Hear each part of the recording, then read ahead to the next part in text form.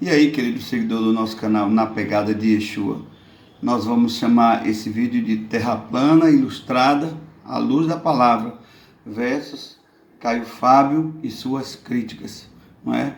Nós vamos fazer esse vídeo e ele vai estar representando não apenas o Caio Fábio, que é um crítico contundente da Terra Plana, mas representando todas as outras pessoas que têm uma fama no YouTube de ser uma pessoa orientada, intelectual, inteligente, mas que estão com a mente, vamos dizer assim, bugada, a mente envelhecida, a mente entorpecida com o comando da ordem mundial. Então eu vou começar falando sobre a questão da Terra plana à luz da palavra. Estou engateando nesse assunto, sou simpatizante, vejo que há coerência maior na palavra. Não vou trabalhar muito com argumentos científicos, porque não é minha área, não é o que eu domino, até mesmo porque tanto a ciência como a religião estão infiltradas junto à ordem mundial. Comem na mão da ordem mundial, comem na mão de uma elite aí mundial que tem esse propósito de dominar o mundo, então não são fontes seguras. Agora, a palavra de Deus, nós observamos com temor, pedindo luz do Espírito Santo, revelação, aí sim, aí nós podemos argumentar com temor na presença do Senhor e com respeito às opiniões também contrárias, porque é necessário, não é? Mas eu estive ultimamente bem pesquisando à luz da palavra alguns termos, algumas palavras-chave para você começar e eu também começarmos a estudar sobre esse assunto com temor. Precisamos observar algumas palavras-chave arcaicas que são tratadas ou não na palavra de Deus. Então, por exemplo, a palavra círculo, você vai ver muito pouco na palavra, e quando diz respeito a círculo, não está falando necessariamente de uma esfera, de uma bola, não é? Então eu tenho aqui, por exemplo, aqui eu tenho um círculo, mas não é necessariamente uma esfera, tá vendo? Isso aqui é um círculo, tá vendo? Agora, eu tenho uma laranja aqui, que ela tem uma forma esférica, de todo lado ela tem uma forma esférica. Você consegue perceber a diferença do que a Bíblia diz como círculo e agora o que é uma esfera? A palavra nem cita a expressão esfera, é uma expressão mais moderna. Planeta, você vai encontrar talvez uma passagem criticando, dizendo lá no livro de Reis que os homens que estão longe da referência da palavra, do temor de Deus, estão consultando planetas. Então, planeta aparece na Bíblia como uma reprimenda, como um sinal de Deus repreendendo aqueles que creem, não é? Em todo esse vamos dizer, esse panteão planetário, porque é bom dizer que o nome dos planetas é o nome de deuses gregos. É muito interessante isso, não é? Por outro lado, nós vamos examinar à luz da palavra alguns princípios que vão de encontro à ciência, de maneira muito simples. Eu estou examinando bem tranquilamente a palavra.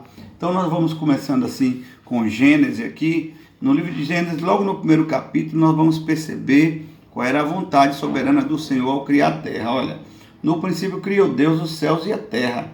A terra estava sem forma e vazia, e as trevas cobriam o abismo, e um vento impetuoso soprava sobre as águas. Então, para começar, nós temos que entender, antes de falar sobre terra plana aqui, nós temos que entender, meus irmãos, que o projeto de criação de Deus é geocêntrico, ou seja, a terra no centro. Não tem nada de sol aqui. É uma narrativa sobre a terra. No princípio, Deus criou os céus e a terra estava sem forma e vazia, certo? Então, essa expressão para céu aí é muito interessante, que remonta muito mais um domo do que uma esfera. Vamos então ilustrar aqui o que seria um domo. Temos aqui a ideia de um domo, olha, uma meia laranja, você está vendo? Isso aqui forma um domo, a ideia de um domo, não é? Aqui é uma forma esférica e aqui é uma forma de domo, uma meia laranja, que você vai encontrar também na palavra, na Bíblia, uma outra expressão interessante, abóbada, não é? Eu vou já ler esse texto para você que é interessantíssimo.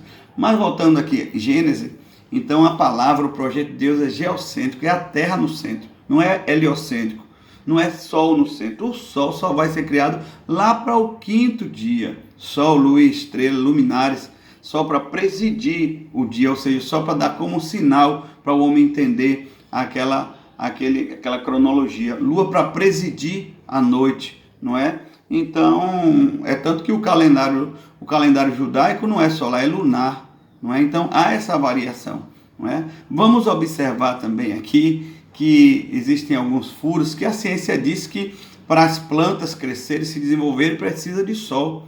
Só que as plantas na palavra, junto com a terra seca que aparece, é criada antes do sol. Então, como essas plantas sobreviveram? Então, nós entendemos aqui que talvez essas plantas que Deus criou, elas precisavam sim de luz, não necessariamente do sol, não é? A luz Deus criou, Deus fez separação logo no primeiro dia, não é? Mas o sol e o luminário foi depois da terra. Isso nos mostra que o projeto de Deus estava centrado na terra. O projeto da criação de Deus, ele é geocêntrico. Não tem essa história de terra girando em torno do sol. E sim o sol que faz um movimento para presidir o dia, para indicar ao homem esta cronologia, bem como a lua também, não é? Mas essa questão de movimento da terra já é assunto para um outro vídeo, para o vídeo não ficar longo. E a questão do abismo, que muitos não falam, porque diz aqui que as trevas cobriam o abismo. Abismo? Então vamos pensar no abismo aqui, do ponto de vista da terra redonda, da terra esférica. Se eu estou na Groenlândia e eu penso no abismo, eu vou acusar meus amigos, meus irmãos lá da Argentina, lá da Terra do Fogo, dizer que eles estão no abismo. Então quer dizer que se eles estão aqui no abismo, na Terra do Fogo, para eles a Groenlândia é abismo? Não faz muito sentido. Agora, quando eu penso em abismo, no projeto da Terra plana, olha, existe o domo da Terra. Em Isaías nós vamos ver Deus assenta sobre o círculo da terra, sobre esse domo. E aqui embaixo, que a ideia da terra plana é terra como um prato, aqui sim é representado o abismo, essa parte de baixo, não é? Essa parte que nós vemos na terra plana como abismo. Essa parte é ignorada. Então, uma terra com a ideia esférica, não existe referência de abismo. Não tem como você referenciar abismo, não é? Porque aí você vai oportunizar e vislumbrar aqui as pessoas que estão na tez do planeta. Então quer dizer que o abismo é o miolo da Terra? Mas que referência é essa?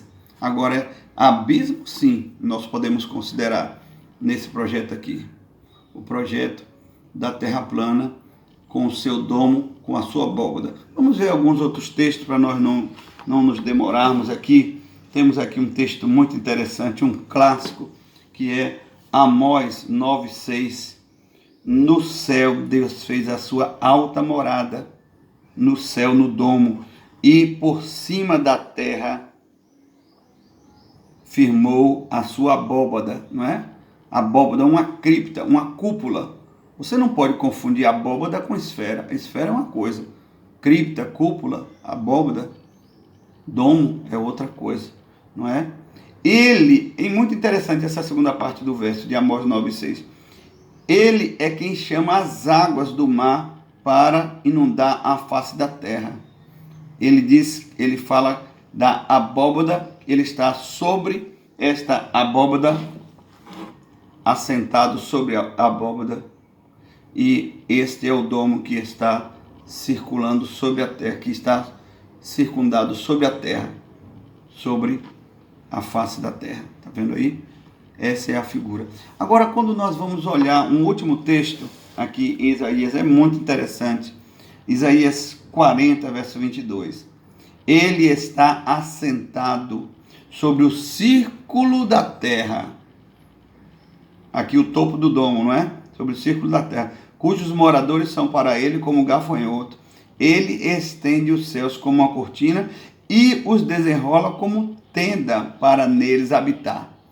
Comparar a terra esférica como tenda não dá, meu amigo. Não tem sentido.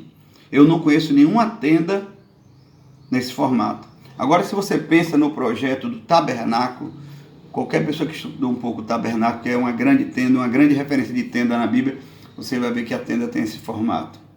É assim que Deus está referenciando aqui em Isaías 40 verso 22. Ele estende os céus como cortina e os desenrola como tenda para neles habitar.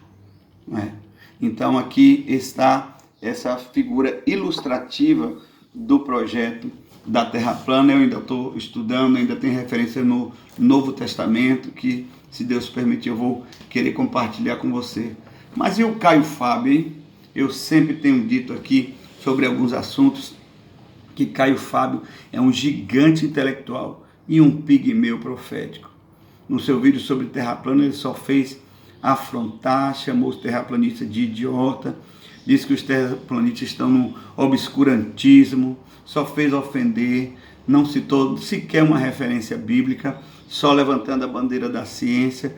Mas sabe, o Caio Fábio é de origem presbiteriana, eu também sou de origem presbiteriana, e eu sei a história presbiteriana. Os respeito os irmãos presbiterianos e seu trabalho de evangelismo no mundo, no Brasil, mas também eu preciso reconhecer que sempre andaram com o rabo preso com a maçonaria, com o ocultismo, e não nega as tradições. O Caio Fábio ali com a mente fechada, a mente bugada, as placas coladas, né? A questão da ideia, não é, ser moldada, da desconstrução de uma pessoa já com uma certa idade é muito difícil, não é? E ele fica ali defendendo a ciência que come na mão da nova ordem mundial e defendendo que o homem foi para a lua e chamando os terraplanistas de idiota. Então, minha convocação aqui para você é que você, à luz da palavra, você que não é cientista, não tem acesso ao conhecimento científico, que em nome do Senhor Jesus você confira a Bíblia, porque a palavra do Senhor é a fonte de toda a nossa sabedoria. Deus abençoe. Shalom.